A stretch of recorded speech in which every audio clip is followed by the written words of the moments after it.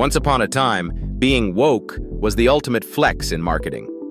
Brands changed their logos, rewrote their slogans, and built entire campaigns around values and causes. But in 2025, the tone has shifted. Quietly, subtly, and sometimes abruptly, companies are unwoking.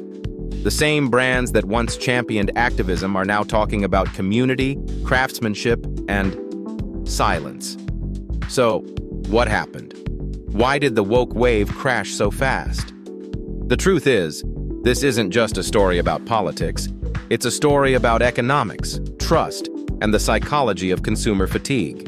In this episode, we're breaking down why companies across industries, tech, fashion, finance, even entertainment, are rethinking their brand voice. You'll learn how the rise of woke marketing became a financial liability, how audience polarization fractured once loyal markets, and how smart executives are pivoting toward values-neutral branding. By the end, you'll understand the deep psychology behind corporate storytelling, and how brands are reinventing authenticity in an era when every message feels weaponized. Stick around till the end. We'll decode 3 frameworks your business can use to communicate values without falling into the woke trap. Let's rewind. Around 2015-2020, purpose-driven branding exploded. Companies realized that younger consumers, especially Gen Z and millennials, wanted more than products. They wanted principles. So brands leaned in.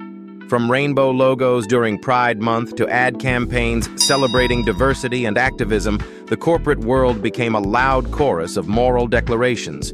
It was bold, emotional, viral. And for a while, it worked. Sales spiked, engagement grew, and social media rewarded brands that stood for something. But here's the twist. The same cultural momentum that made woke marketing successful also made it fragile. When every company jumps on the same cause, sincerity becomes suspect. When consumers sense performance, not principle, trust collapses. By 2022, cracks began to show.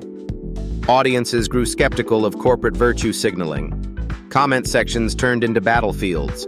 One side accused brands of hypocrisy. You say you care, but your factories tell another story. The other side accused them of pandering. Stop lecturing me about values, just sell the product. Suddenly, marketing wasn't about uniting. It was about surviving. Bud Light's backlash over its social campaign became a case study in the dangers of alienating a demographic. Disney's public clash over political issues triggered boycotts and shareholder anxiety. Even Nike, once celebrated for its progressive campaigns, found its newer ads met with muted enthusiasm instead of applause. Here's the tension. Brands were built for mass appeal, not political warfare. The more divided the culture became, the harder it was to speak to everyone. So executives started asking a hard question. Is taking a stand still good business? The answer lies in psychology. Human beings crave identity, but they also crave belonging. When branding becomes ideological, it activates tribal instincts. That's powerful when it aligns with your audience, but catastrophic when it doesn't. Marketers once thought being woke meant being brave, but now, being neutral is the new rebellion. It's the art of saying something real without saying too much. This shift, the unwoking, isn't cowardice. It's strategic realism. Executives are realizing that moral signaling is not scalable, because for every customer who feels represented, another feels excluded. And in the attention economy, outrage costs more than loyalty earns. The smartest brands are learning a new form of emotional intelligence, corporate restraint. They're focusing on universal values, craftsmanship, family, perseverance, instead of divisive narratives. They're using storytelling to humanize, not politicize. And in doing so, they're rediscovering something that marketing forgot. Trust isn't built on noise, it's built on nuance. Let's look at a few real examples. Case 1. Patagonia, the brand that actually walks its talk. Instead of loud virtue signaling, Patagonia lives its values through quiet action, repair programs, sustainable sourcing, and authentic storytelling.